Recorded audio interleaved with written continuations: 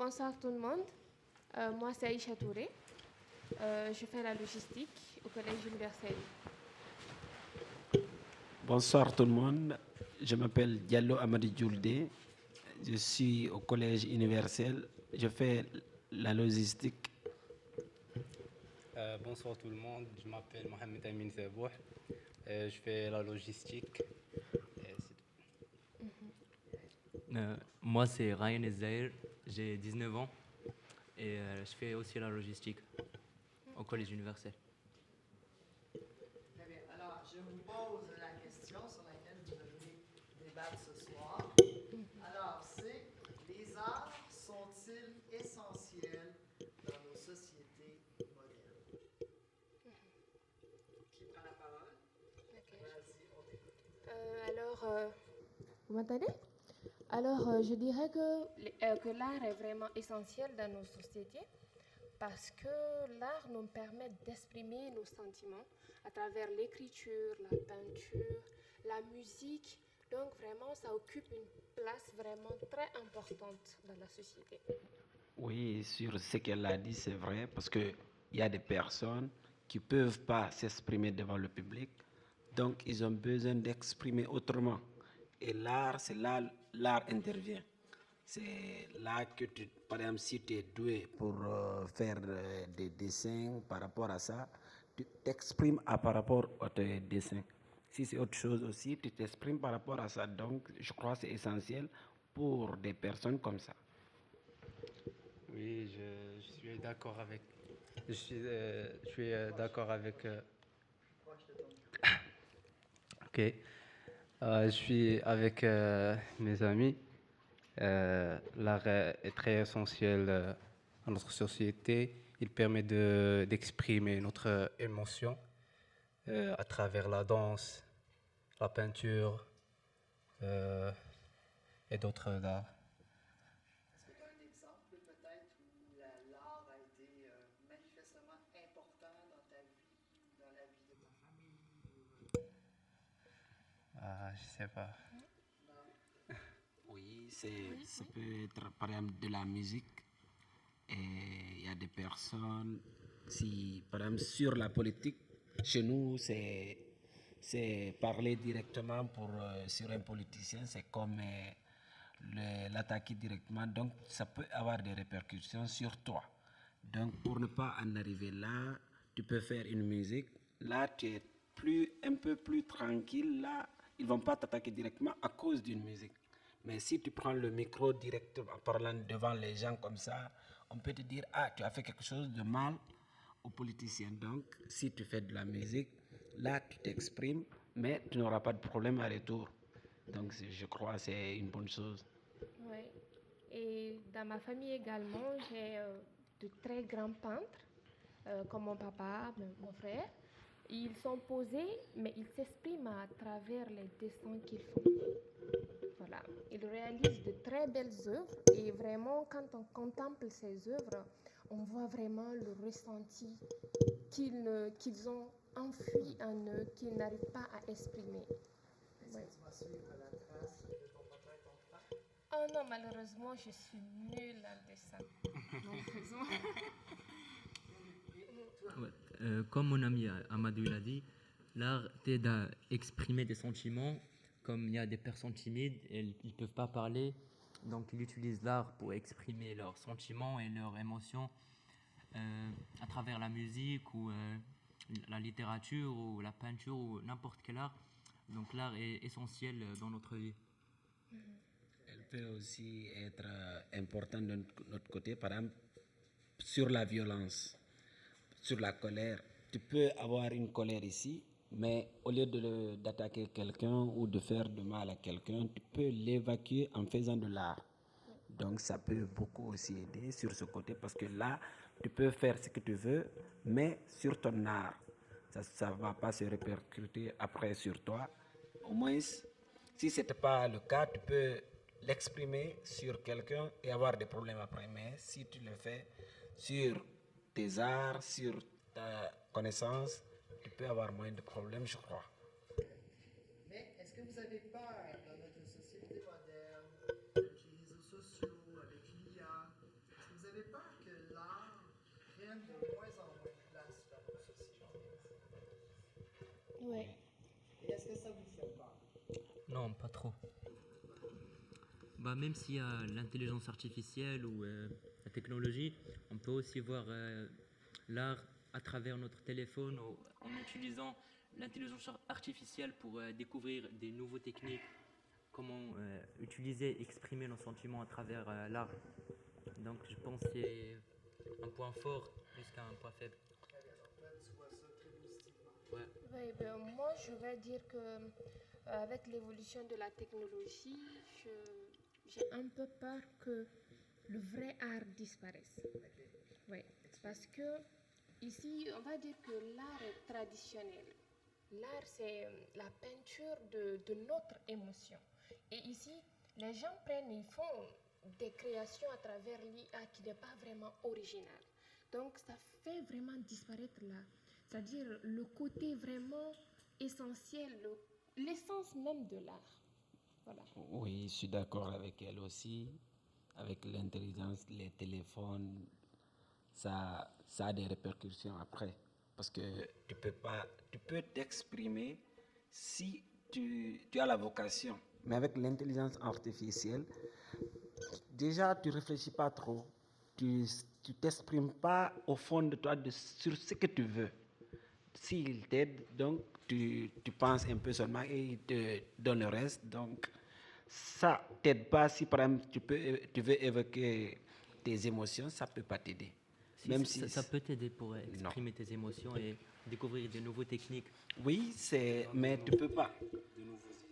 Tu peux avoir de nouvelles idées, mais si ça vient pas de toi, l'essence de l'art, on a dit, c'est pour évacuer par exemple tes émotions, montrer ce que tu peux faire.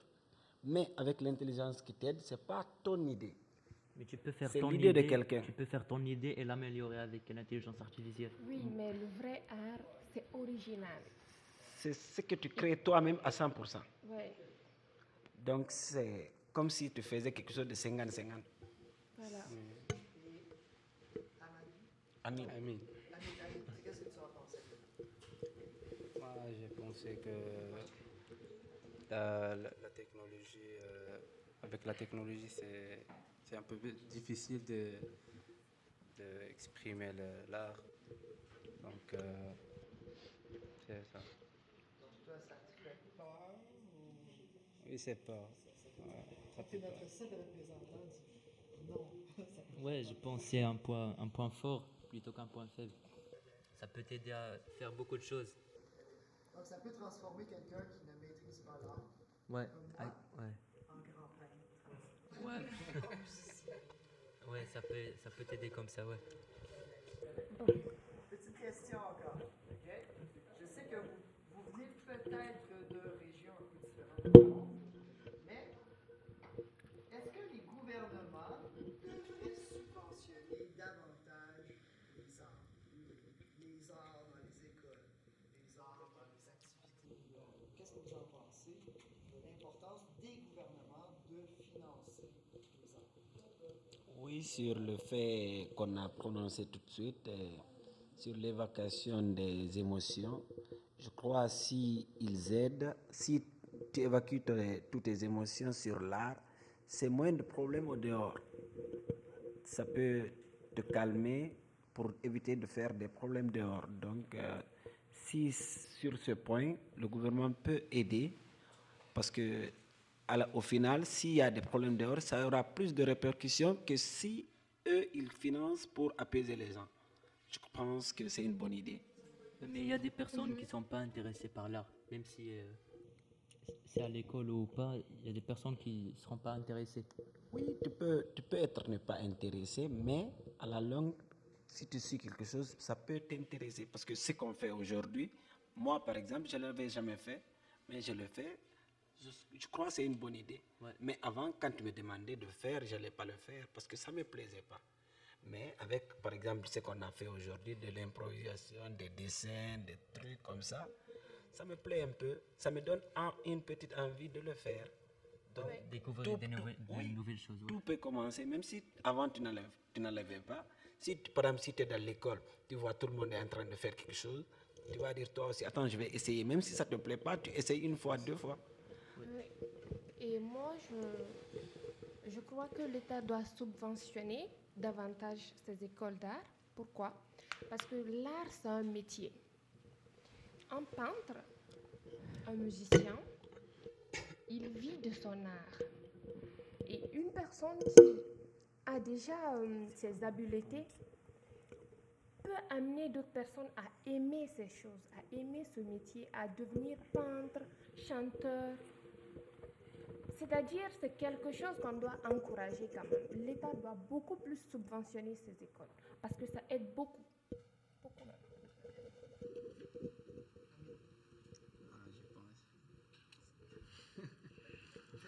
Est-ce que le gouvernement devrait, disons par exemple, peut-être marocain, Oui.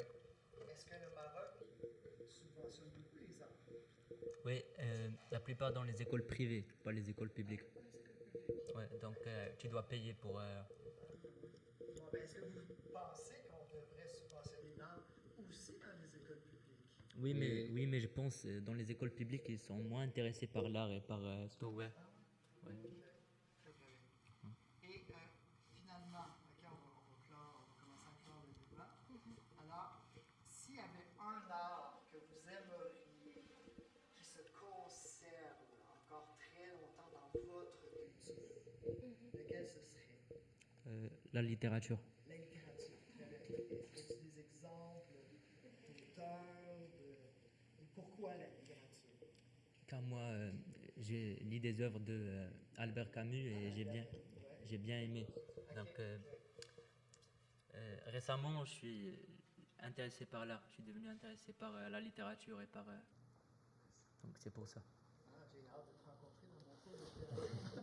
Mais t'es à Montréal ou à Gatineau? Moi, je suis à Gatineau. On risque de se rencontrer. Amine, toi, un art dans ta culture que tu aimerais qu'il se conserve à long terme parce que tu trouves que c'est traditionnel, c'est important. Pour moi, le dessin. Ah, Le dessin, c'est intéressant. Tu peux exprimer des imaginations. le dessin. Ouais.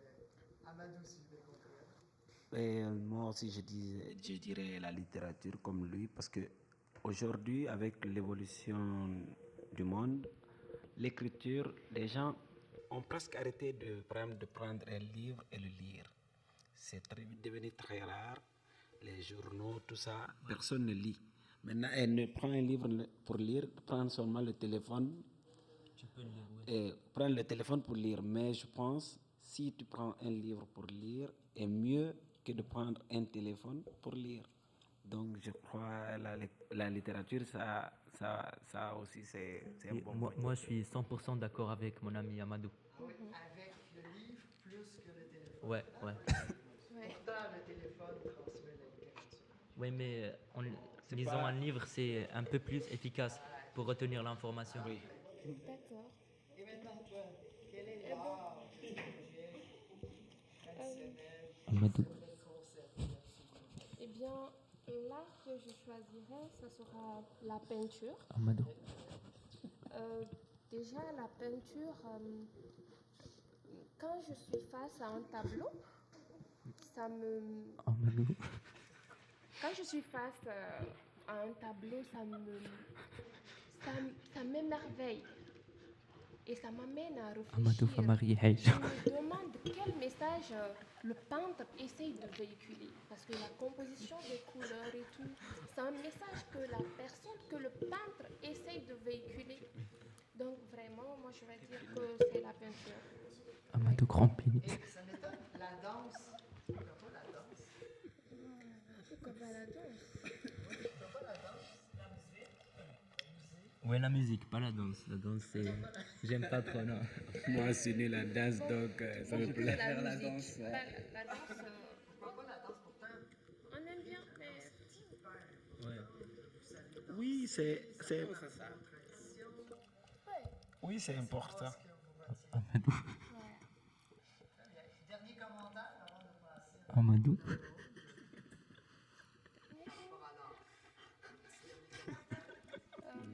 On va dire que l'art...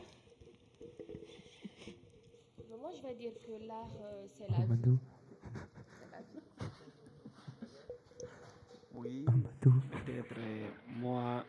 Ce que j'ai dit ici, c'est l'art est essentiel dans notre vie. Amadou. Je crois que c'est bien comment dirais-je, de faire de la publicité pour encourager les gens de choisir. Parce que peut-être tu peux avoir un don de quelque chose, mais si on ne te pousse pas à le faire, tu ne peux pas le savoir. Donc, si on le fait, ça peut te pousser à voir ton don. Donc, c'est bien de le faire. Pour moi, l'art, c'est très essentiel, très important dans notre société. Moi aussi, je suis 100% d'accord avec mon ami. Ami. Tour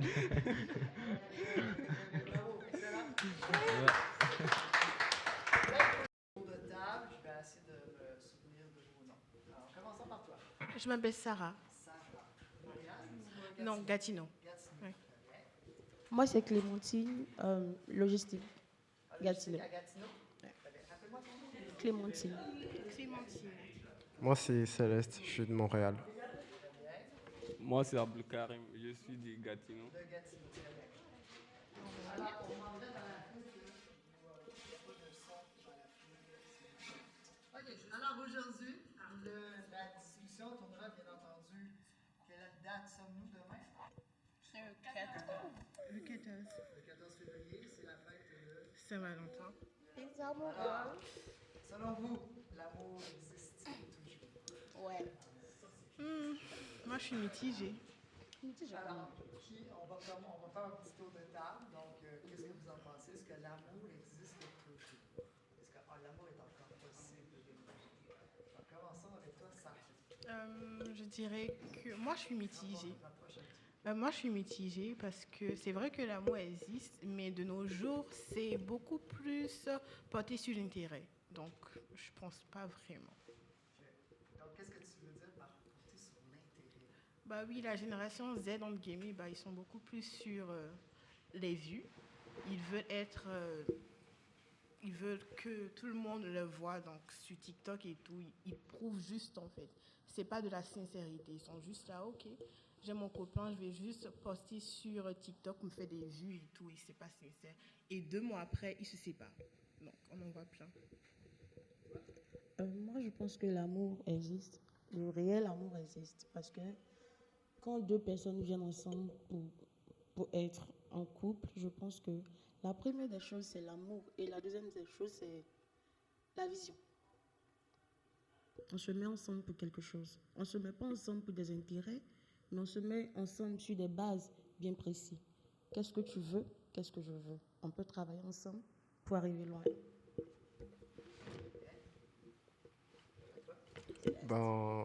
Moi, je trouve que ça existe, mais que c'est rare de nos jours parce que, comme Sarah l'a dit, de nos jours, c'est beaucoup plus basé sur la plus-value de ce que tu peux m'apporter.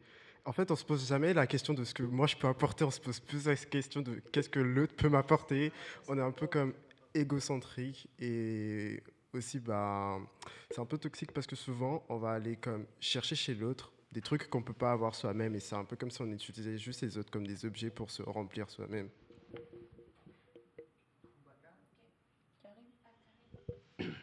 Bon. Bon, moi, ce que je pense, bon, pour moi, il y a plusieurs sortes d'amour. Il y a l'amour d'une mère à son enfant. Il y a l'amour entre des sexes différents. Donc, ce que je peux dire sur l'amour d'une mère, c'est le pur. L'amour d'une mère, il est inconditionnel. Il est inchangeable. Seule ta mère peut t'aimer inconditionnellement dans la vie. À part ta mère, le fait d'avoir une copine, une femme, tout ça, peu importe, nous savons tout ce qui est, au final, c'est l'intérêt. Parce qu'une fois que vous vous mettez ensemble, si la fille, une fois qu'elle saurait que malheureusement on a un handicap, comme par exemple l'improductivité ou bien l'infertilité, si je peux le dire, elle peut te quitter à tout moment parce qu'elle sait qu'elle ne peut pas avoir des enfants. Et aussi, par exemple, si tu as les moyens de te marier, tu te maries avec une femme, et tant que tu as les moyens, vous êtes ensemble. Après, une fois que tu aurais tu serais parti en faillite ou quelque chose comme t'arrive, ou un accident ou quelque chose comme ça, si elle sait que vraiment tu n'es plus dans ton état, donc vraiment elle peut te quitter à tout moment. C'est-à-dire on a vu plein de femmes qui ont quitté leur mari juste parce qu'elles n'en ont pas les moyens comme avant. Donc du coup pour moi l'amour entre des sexes différents, c'est-à-dire c'est juste l'intérêt, peu importe, ça n'existe plus. C'était avant. Et même avant aussi, c'était de l'intérêt parce que tout ce qu'on fait, peu importe même la religion qu'on fait, c'est pour l'intérêt. Parce que s'il n'y a pas de paradis, il n'y a plus de religion, on ne prie pas. Donc tout ce qu'on fait de la vie, que ce soit l'amour, peu importe. Moi, c'est l'amour d'une mère est inconditionnel pour moi. Ouais. Est-ce que l'amour dans un mariage est important? Je réponds? Ouais. Je dirais oui, mais ce sera beaucoup plus porté sur la communication pour moi. La communication est beaucoup plus importante parce que l'amour, ça vient et ça va. Alors que s'il y a la communication et il y a l'amour de soi, si tu as l'amour de toi, oui. Mais si tu te mets dans une relation, tu te maries pour te dire, ah ok, cette personne va me donner ce que je recherche, bah en soi, tu ne seras pas heureux. Et toi, est-ce que le mariage avec amour, l'amour dans le mariage, est-ce que c'est possible? Oui, pour moi, je peux dire, le mariage en amour existe. Tout d'abord, Dieu est amour. Et tu ne peux pas aimer une personne sans t'aimer toi-même. Parce que quand tu ne t'aimes pas, tu projettes ton insécurité sur l'autre. Et cela peut vraiment blesser l'autre et ça cause des déséquilibres. Mais quand tu aimes l'autre et tout peut grandir ensemble. Bon, déjà, je vois pas pourquoi deux personnes vont se marier si elles s'aimaient pas. Et pour qu'un mariage puisse durer, ben, moi je trouve que justement l'amour c'est important, mais ça va beaucoup dépendre de ce que les gens vont définir comme étant amour. Ben, pour moi, dire à quelqu'un je t'aime, c'est juste comme lui faire une promesse que tu vas jamais le lâcher, que peu importe ce qui va arriver, ben, tu seras toujours là. Et si tout le monde avait cette définition-là, ben, les gens se quitteraient pas malgré les hauts et les bas. Donc ouais, pour moi c'est important. Tu as déjà un petit peu répondu à la question. Alors, passons à une autre petite question. Parce que vous dites un peu là, que l'amour est de plus en plus difficile, on est plus axé sur soi-même, etc. Alors, pourquoi est-ce que les hommes se sentent-ils si isolés? Tu sais, on parle beaucoup là, de ce temps-ci que, malheureusement, avec justement, il n'y a plus tellement d'amour, donc les hommes se sentent isolés. Pourquoi se sentent-ils isolés, les hommes, dans notre société? Aujourd'hui, avec la nouvelle technologie, nous avons remarqué que dans certaines familles, l'homme a son téléphone, la femme a son téléphone. Il n'y a pas la place pour la communication. Et cela enfreine beaucoup la venue du couple. Parce que normalement, un couple, si je suis devant une personne que j'aime, pourquoi avoir le téléphone en main? Parce que le téléphone, c'est une distraction. Souvent, la personne peut dire ce qu'il y a dans son cœur et tu ne prêtes pas attention parce que tu es sur ton téléphone. Et ça permet d'avoir plusieurs entraves et plusieurs conflits dans le couple. Je te parle, tu ne m'écoutes pas, je te parle, tu ne m'écoutes pas. C'est beaucoup. Parce qu'aujourd'hui, avec la nouvelle technologie, même avec les enfants, les parents n'ont pas de temps pour les enfants et si le couple n'a pas de temps. Je viens à la maison, je suis sur mon téléphone, mais je suis devant la télé en train de regarder peut-être un match ou bien une série. Je n'ai pas le temps pour toi. Alors que normalement, la tradition de la famille, la communication, être ensemble, jouer, on peut passer, pas forcément le sexe, mais on peut être ensemble, parler de certains projets, on peut aussi jouer avec les enfants, jouer ensemble, pas forcément être toujours sur le téléphone. Moi, je pense qu'avec la nouvelle technologie, beaucoup de choses se sont entravées. C'est quoi déjà la question?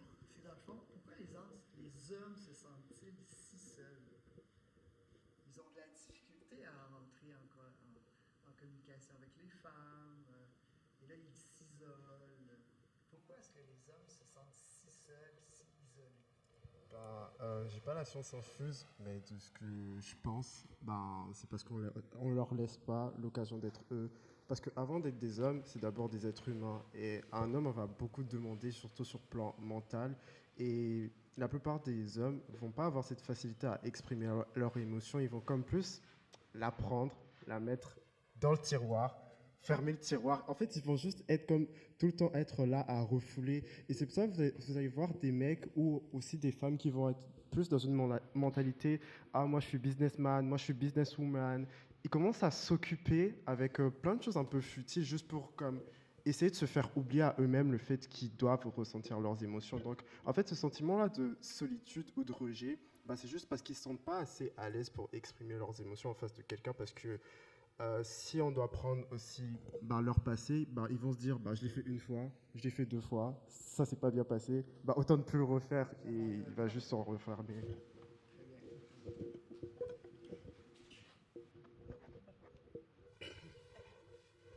Bon, parfois on peut dire que les hommes se sentent isolés ou bien les hommes essaient même de s'isoler des femmes parce qu'il n'y a pas la sincérité. Il n'y a pas la sincérité. Aujourd'hui, on sait tous. Avant même de commencer un match avec une fille, tu sais déjà. Tu connais son objectif déjà. Tu sais qu'elle-même elle veut. Parce qu'aujourd'hui, et puis c'est une routine. C'est toujours la même chose. Tu sors avec celle-là 1 ou 2 jours, elle te trompe. Bon. Et du coup, les hommes n'encaissent pas ça. Un homme est très jaloux. Pourquoi il est jaloux? Parce qu'il voit que vraiment c'est lui qui normalement qui devrait être des directives, qui devrait prendre toutes les décisions nécessaires concernant ta vie et concernant sa vie. Et que ça soit dans un mariage aussi, toutes les décisions conjugales doivent être prises par l'homme. Et aujourd'hui, en tant qu'homme, et qu'on te trompe aujourd'hui, demain on te trompe, la troisième te trompe. Parfois même on voit des femmes qui sont là, ils vont juste faire un mariage truqué avec un homme, après elles vont demander divorce. Pourquoi? Pour essayer d'avoir une part, juste pour s'enrichir. Donc aujourd'hui, il n'y a plus de l'honnêteté, surtout chez les femmes. Les femmes, elles ne sont plus honnêtes, que ce soit dans une relation amoureuse, que ce soit dans tout. Vraiment, la femme, pour moi, c'est pourquoi j'évite la femme. Ouais, elle ruine tout. On a vu des grands richards qui sont devenus des pauvres. Pourquoi? Juste à cause de leur femme. Parce qu'aujourd'hui, un homme, quand il est touché psychologiquement, parce que la femme, ça touche psychologiquement l'homme plus que n'importe quoi. Quand tu as une mauvaise femme et que vraiment à la maison, tu n'es pas en paix, ça peut conduire à des accidents, à plusieurs choses, ou bien à commettre même des homicides ou quelque chose comme ça. C'est-à-dire, les femmes, vraiment, c'est pas facile. C'est juste qu'on est obligé de s'y faire comme ça, mais vraiment, moi, si de mon propre avis, je ne vais même pas me marier, vraiment. Ah oui, à ce point-là.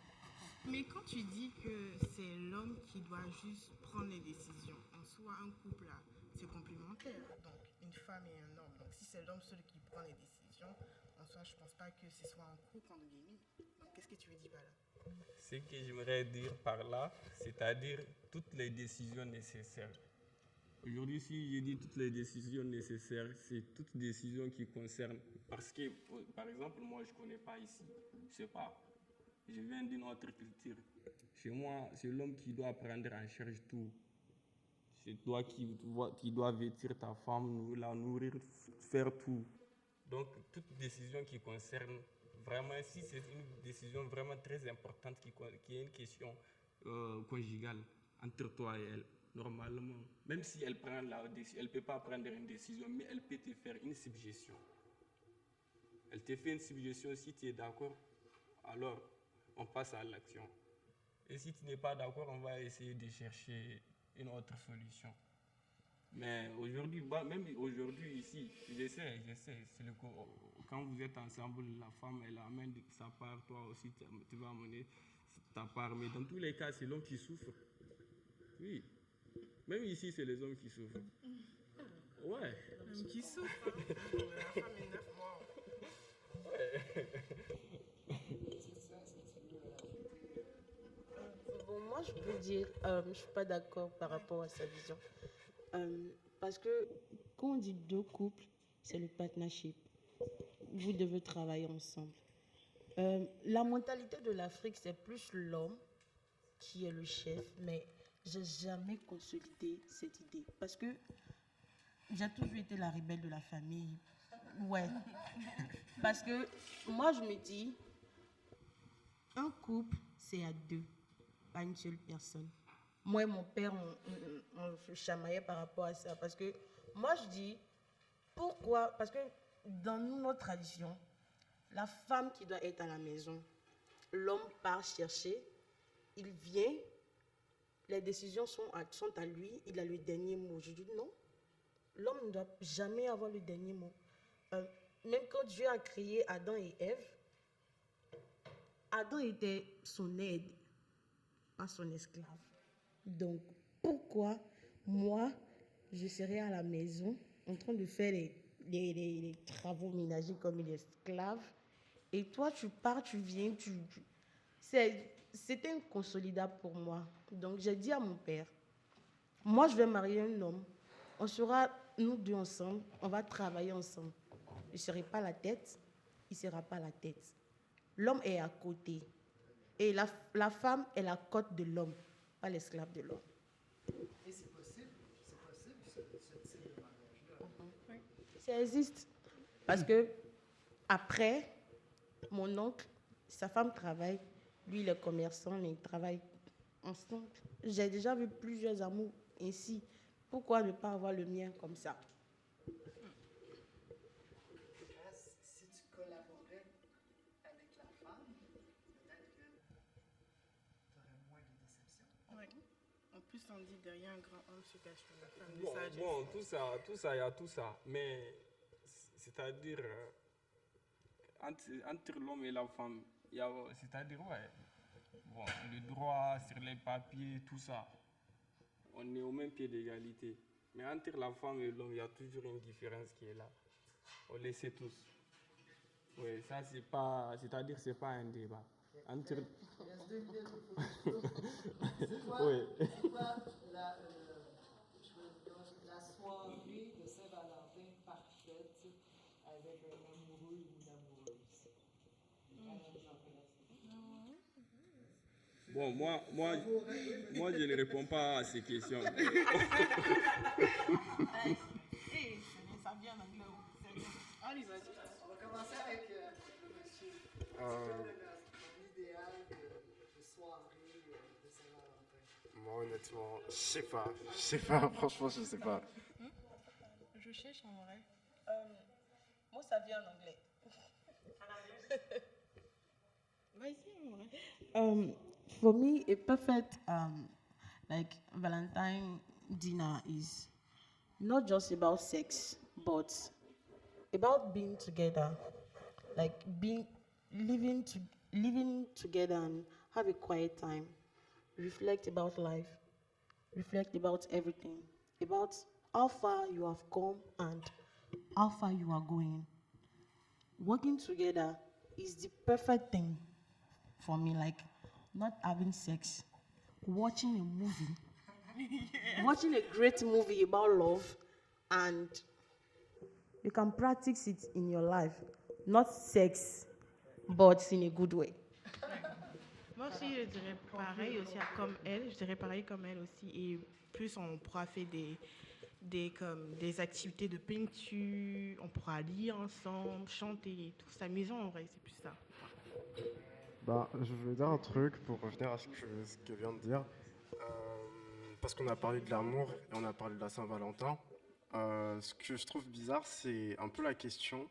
Parce que, en soi, si t'es avec quelqu'un, ça devrait un peu être la Saint-Valentin tous les jours. Oui. Je vois pas pourquoi il y a comme un jour spécial où tu dois montrer à quelqu'un que la personne est spéciale pour toi. Je vois pas pourquoi un religieux, il doit attendre le dimanche pour bien se comporter, ce genre de choses. Juste, si t'aimes la personne, t'es censé l'aimer tous les jours. Genre.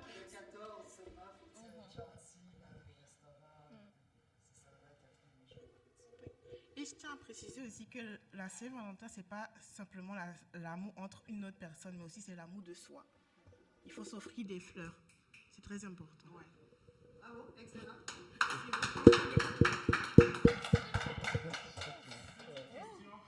Quand tu dis que l'amour, la Saint-Valentin, c'est l'amour de soi, donc tu veux dire que le célibataire lui aussi peut s'offrir des fleurs? Oui, bah oui. Bien sûr, bien sûr. Vraiment s'offrir dans ce Oui, ça fait plaisir. Oh oui. Par exemple, moi avec mes sœurs à la maison, on s'offrirait des chocolats. On faisait la fête de Saint-Valentin entre nous pour prouver l'amour, genre montrer que tu aimes l'autre. Tu peux t'offrir des fleurs, t'acheter du chocolat, sortir, dîner toi seul, un solo dîner. Tu peux le donner aussi à ta mère. On appelle la Saint-Valentin, on appelle le jour de l'amour et l'amitié. Voilà. Alors c'est une journée pour célébrer l'amour et l'amitié, peu importe l'amour familial, nos amis, nous-mêmes. Et donc voilà, c'est vraiment juste